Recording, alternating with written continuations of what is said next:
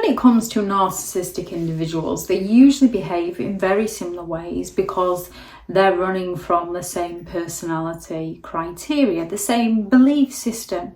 They believe they're entitled to get everything their own way. They believe they're special. They believe they're the most important person in the room. They're incredibly arrogant individuals. They're very self-entitled individuals. They're very exploitative people. And they also lack the empathy to care for how their behaviour affects those around them. They just use people to get their needs met. However, they do also branch off into different types. So you can have the fragile victim narcissist who is more covert, and you can have the grandiose narcissist who is usually more overt, although they can behave in covert ways if it meets a need.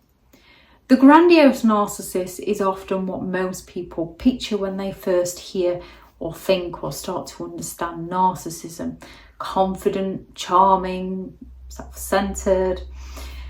They project that air of superiority and entitlement, and these usually mask their deep insecurities. However, people find themselves drawn to them because they're very charming, they're full of flattery, they're full of that confidence, and people around them tend to seem to like them. The grandiose narcissist has that exaggerated sense of self-importance, their arrogance, which comes across as confidence. Grandiose narcissists tend to believe that they are the most talented, the most intelligent, the most successful people on the planet. They crave admiration and often exaggerate their accomplishments, exaggerate people they know to maintain their sense of superiority. They are incredibly entitled. They expect special treatment. They demand special treatment. They believe they deserve special treatment. They're not going to wait in a queue. They believe they should be able to jump the queue, and they will find a way to do so.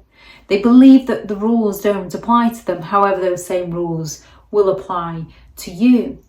Whether it's demanding privileges, cutting in line, they see themselves as deserving of preferential treatment, but they don't think anyone else is deserving of it. They lack the empathy to care about others. Their focus is on getting their own needs met, on getting their own way, which leaves little room for any compassion. They struggle to understand or care about other people's needs, feelings, or experiences. They're only interested in their own. They view relationships primarily as a means to an end, as getting their needs met. They crave that constant and excessive admiration.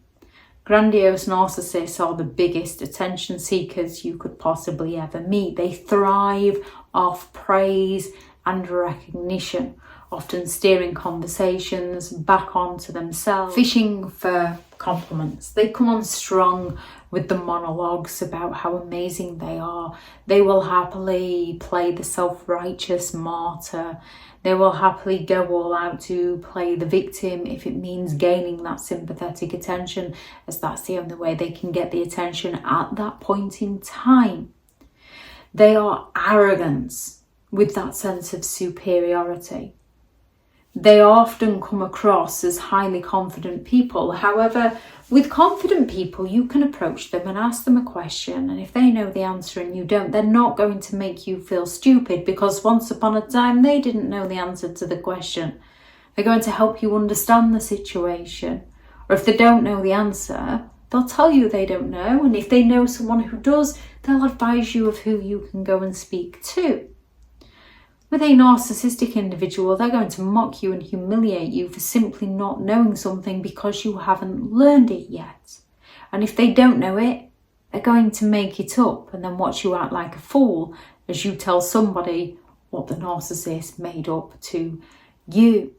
Their confidence is arrogance, so they often come across as very condescending. They look down on those that they deem to be less capable or less successful. They mock or belittle others to maintain their sense of dominance. Now, when we don't understand a situation and somebody else does, we can believe the other person can potentially be condescending towards us. However, it's because we don't get the situation and they do. With a narcissist, even if they get the situation, they are going to go all out to make you feel stupid. They exploit others for their own gains. Relationships are transactional for narcissistic individuals, and especially the grandiose narcissist. They want people who are going to look good, who are going to promote them in some way. They manipulate others to serve their goals, to meet their needs, whether it's through their charm or through intimidation and deceit. They're incredibly deceptive. They don't consider the impact they have on others because they are too engrossed in getting their own needs met. They have an intolerance for criticism. They believe that they are perfect. They believe that they are better than everybody else. However, with their arrogance and their double standards, they will happily criticise and mock other people. They will criticise and mock people they believe who are beneath them, criticise and mock people they're envious of, people who have something they want, people who are successful, people who are getting more attention than they are themselves. Despite their outward confidence, which is their arrogance, they can't handle any sort of criticism, even feedback. You give them some genuine feedback that's going to help them, they're going to put you down, they're going to ignore it. And if they do take it on board, they'll claim that somebody else told them or they thought of it all by themselves. Any challenge to their self-image is often met with rage, defensiveness, and any way they can to undermine whoever it is that's criticising them. Recognising these patterns of behaviours, recognising these traits, helps to protect you from grandiose narcissistic individuals by no longer taking their behaviour personally and their personal attacks personally, and recognising their defence systems and why they are being who they are, that it's nothing to do with who you are as a person, and their behaviour has everything to do with who they are as a person, so that you can set healthy boundaries and protect yourself from their manipulative tendencies. Thank you very much to all the returning subscribers and your continued support with the channel. It's greatly appreciated. If you are new to the channel, I'm Elizabeth Shaw. This channel is all about narcissistic behaviour, to give you more understanding of the people you might be dealing with within your life, how to handle yourself around those people if you cannot get no contact, and different methods to find what works for you to help you understand and overcome narcissistic and emotional abuse. If you do find the information helpful on the channel, please do subscribe.